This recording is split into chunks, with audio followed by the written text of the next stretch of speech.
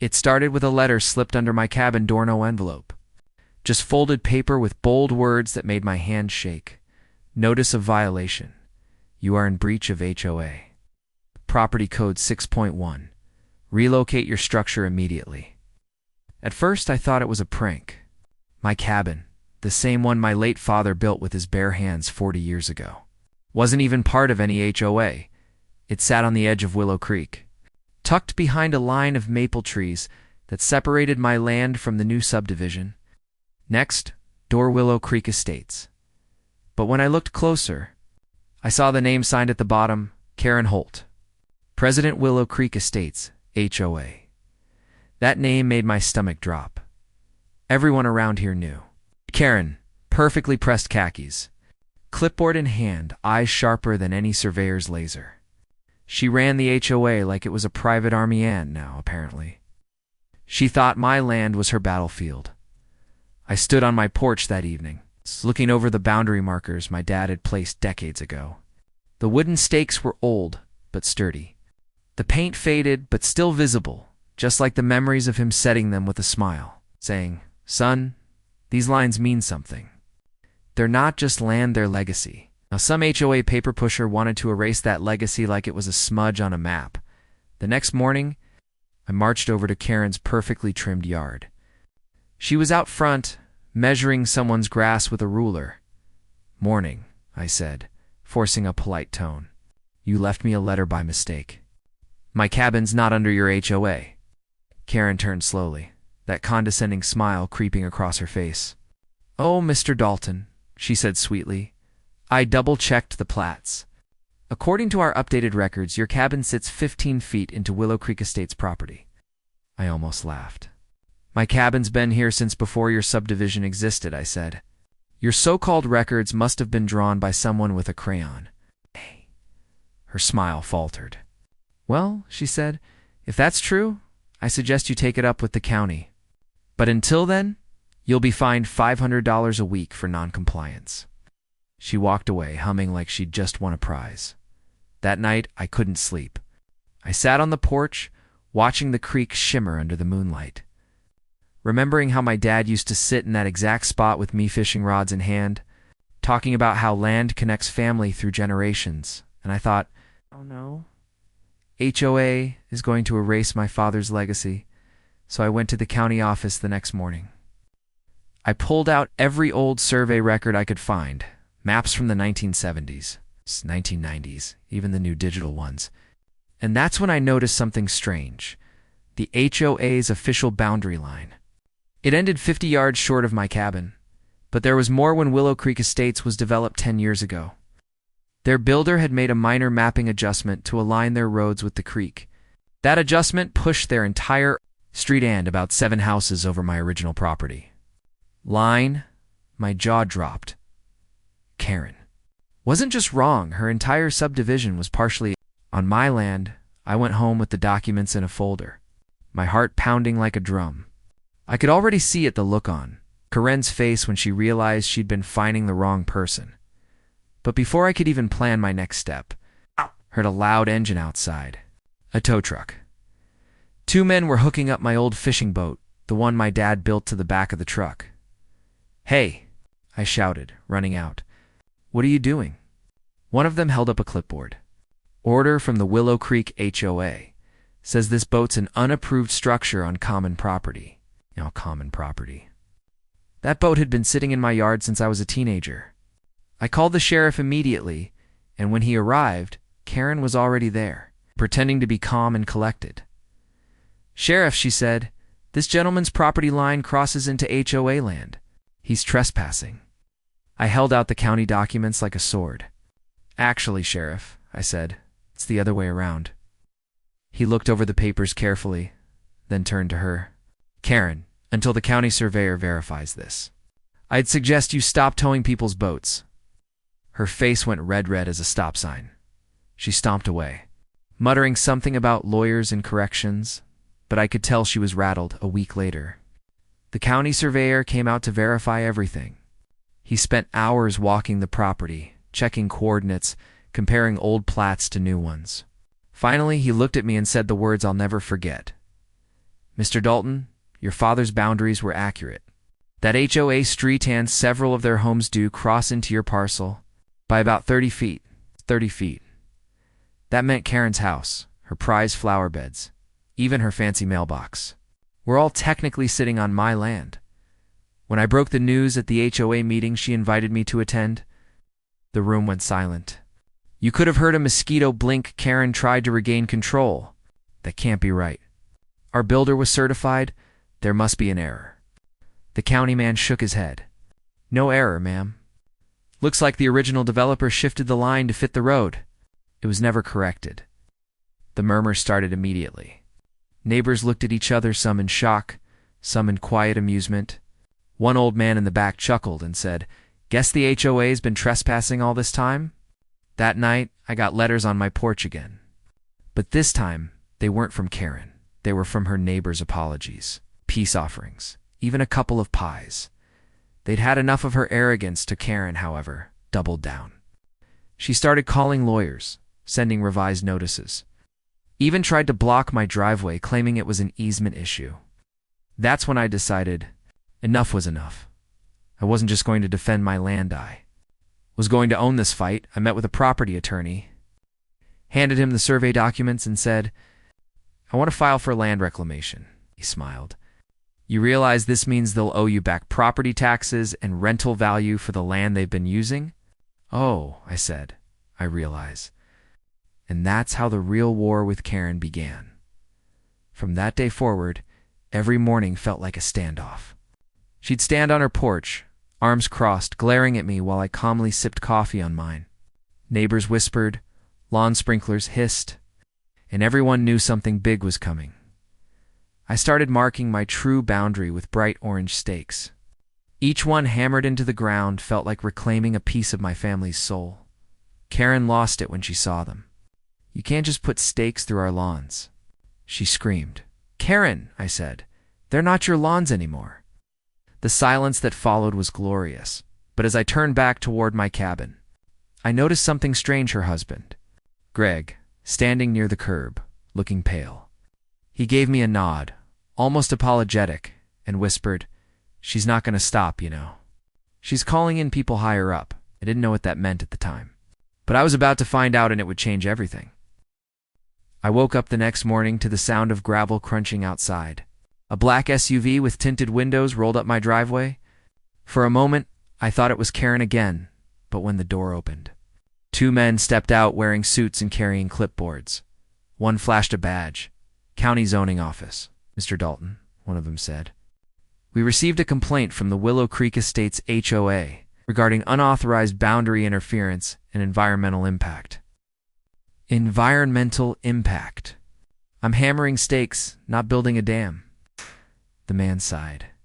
"They've alleged your boundary markers disrupt the subdivision's designated green buffer zone." That's when I knew Karen was digging deeper. She wasn't just calling lawyers. She was trying to get the government involved. I took the men around, showed them the survey reports, and explained the situation. They nodded, clearly uncomfortable. One said quietly, "Off the record, sir. Your documentation is solid. But someone from that HOA has been sending us revised plats. Claims there's a newer boundary alignment from 2018. I frowned. I've never heard of any 2018 alignment. He gave me a look that said it all. Neither have we. Later that day, I went to the county archive office. The clerk, an old friend named Jenny, pulled up the records. When she searched for the 2018 alignment, her eyes widened. "Tom, this file isn't public." "What do you mean not public?" I asked. She leaned closer. "It's locked under a developer code, meaning someone added it manually, probably after the subdivision was approved." I could feel my heart pounding. "Can you print it?" She hesitated, then said, "You didn't get this from me," and handed me the sheet. There it was, the Willow Creek Revised Development Plan, 2018, and at the bottom in fine print, one signature glared up at me like a scar.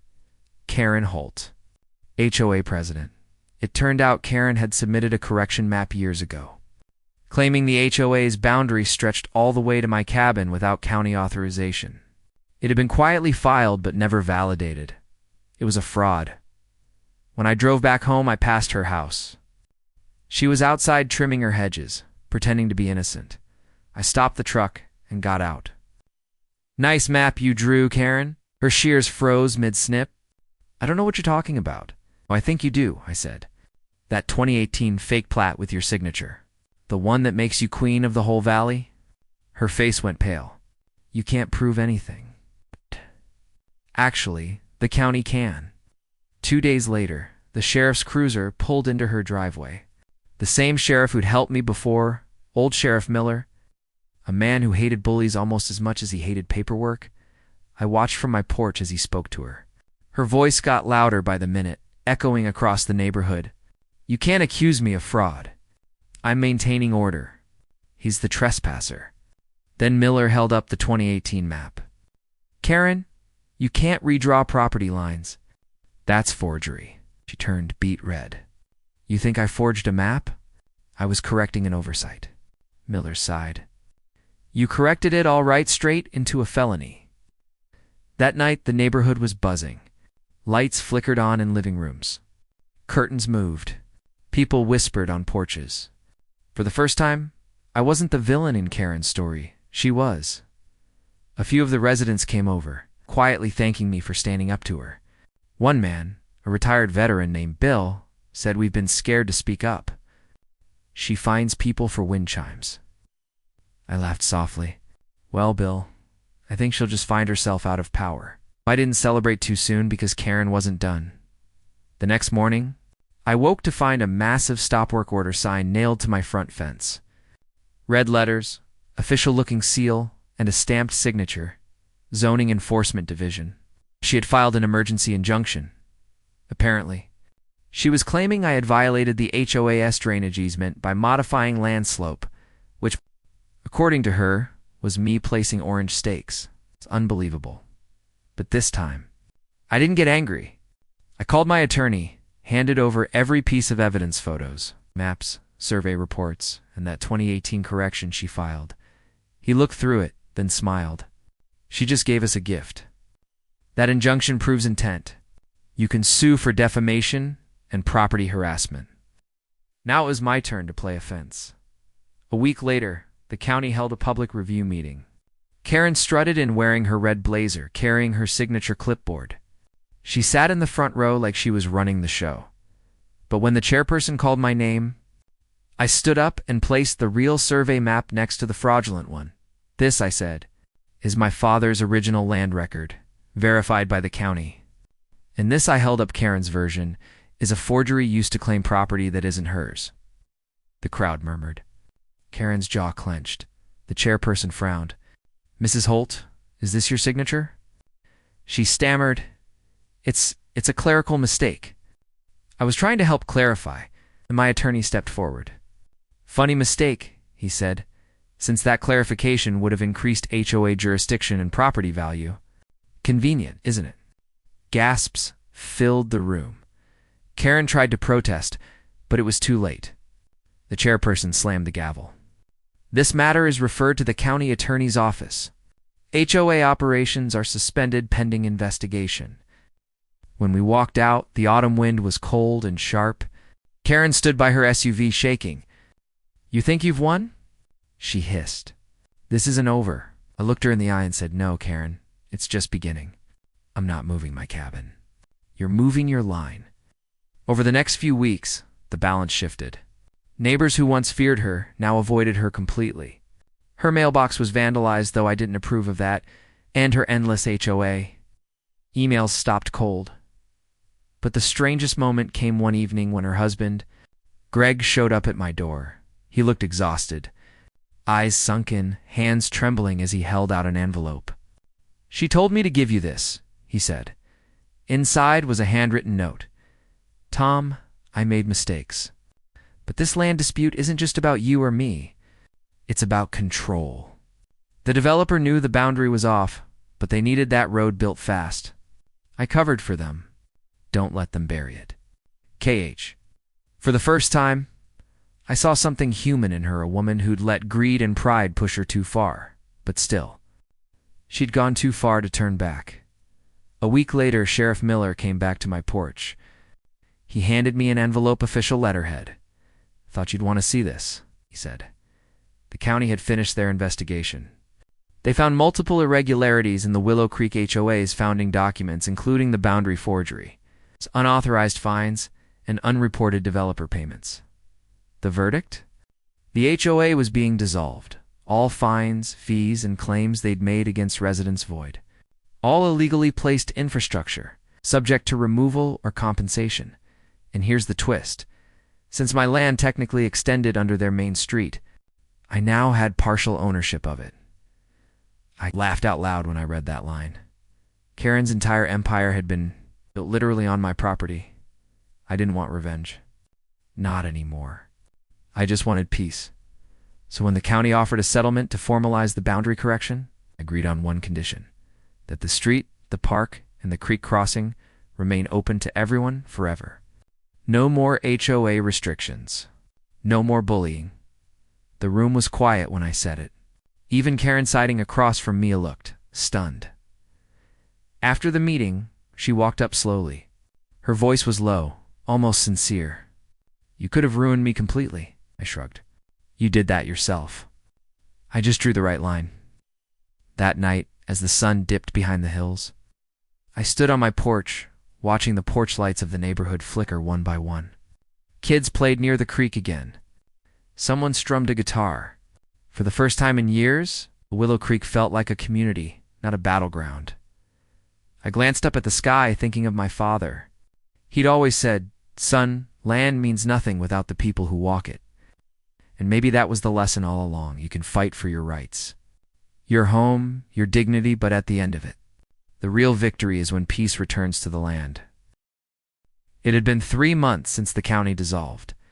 The Willow Creek HOA, the once feared organization that dictated mailbox colors and grass lengths, was now just a memory, another failed attempt at control buried beneath the soil of my father's land.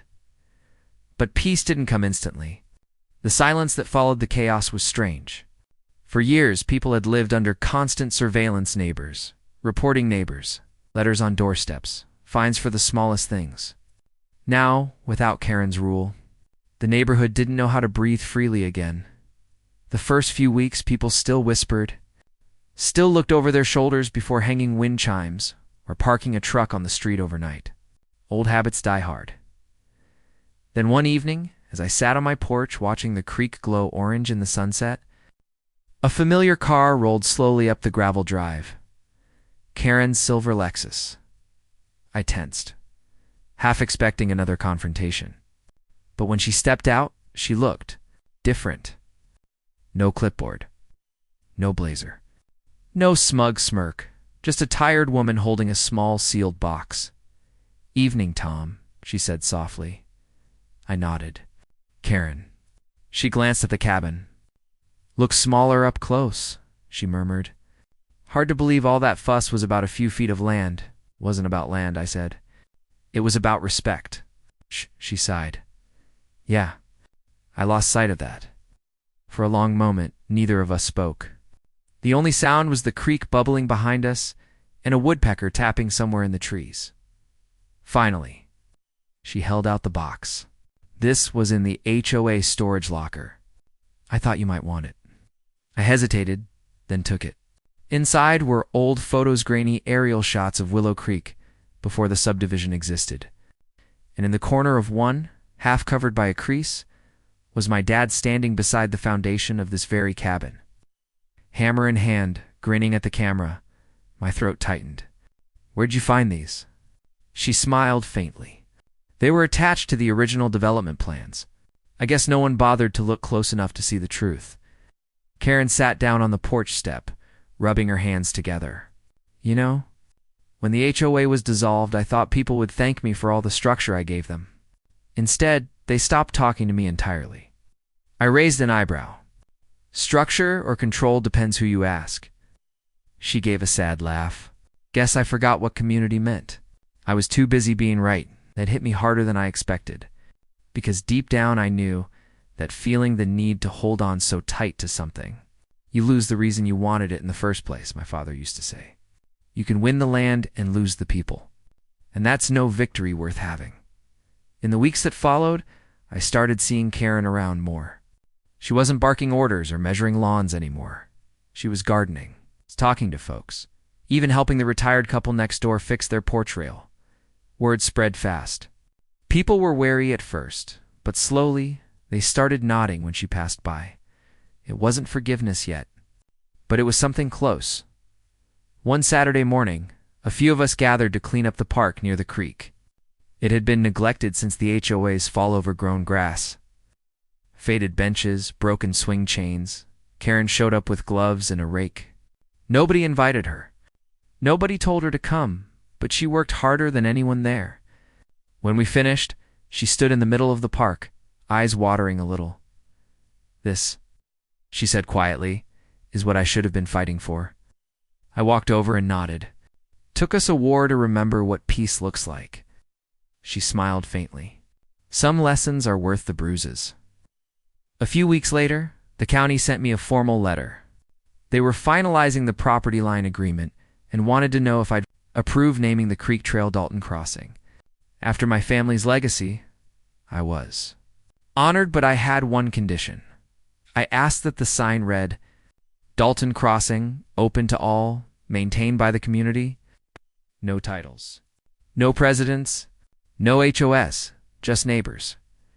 When the new sign went up, the whole neighborhood gathered for a small ceremony. Kids waved flags. An old veteran played harmonica.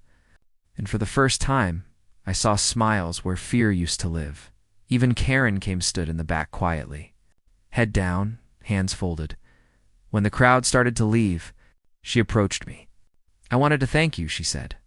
"Not for forgiving me, but for letting me stay part of this place." I looked her square in the eyes. "Everyone deserves a chance to rebuild." She nodded slowly. "I've been volunteering at the community center, trying to fix a few things I broke along the way." I believed her. As the seasons changed, Willow Creek changed too. Without HOA restrictions, people began to make the neighborhood their own again. One family painted their house sky blue. Another built a small chicken coop. Someone even turned an empty lot into a community garden. It wasn't perfect, but it was real. And every time I walked the boundary line my father once marked, I thought about how far we'd come. Then, one crisp autumn morning, I found another letter on my porch, handwritten, no envelope.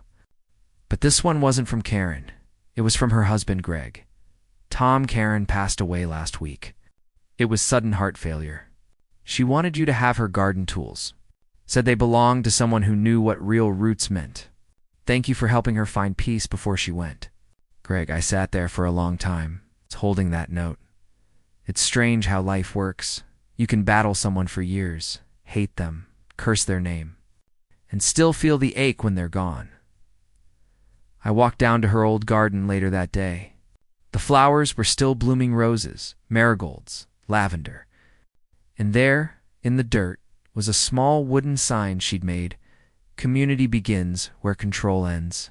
That night, I lit a lantern by the creek, just like my father used to. The reflection shimmered across the water, and I could almost hear his voice saying, "See, son? Land and legacy aren't about fences. They're about what you leave behind when you stop fighting and start building again." Smiled. "You were right, Dad." Crickets chirped in agreement. Months later, Willow Creek was barely recognizable. Kids rode bikes down the old HOA roads. Neighbors shared pies, helped paint fences, and held bonfires on weekends. Even the old community board was replaced by a wooden one where people pinned recipes, jokes, and thank you notes instead of citations. And right there, beside the trail sign, we planted a new maple tree dedicated to both my father and, yes, to Karen Holt, because even the most stubborn hearts can change when the soil of truth and time softens them. When I look back now, I don't see a war with the HOA. I see a story about pride, justice, forgiveness, and the land that taught us all a lesson.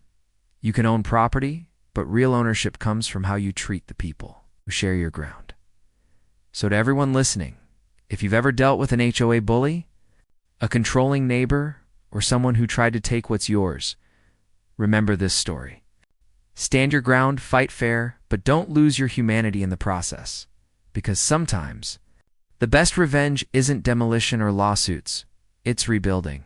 Something honest from the ashes of pride.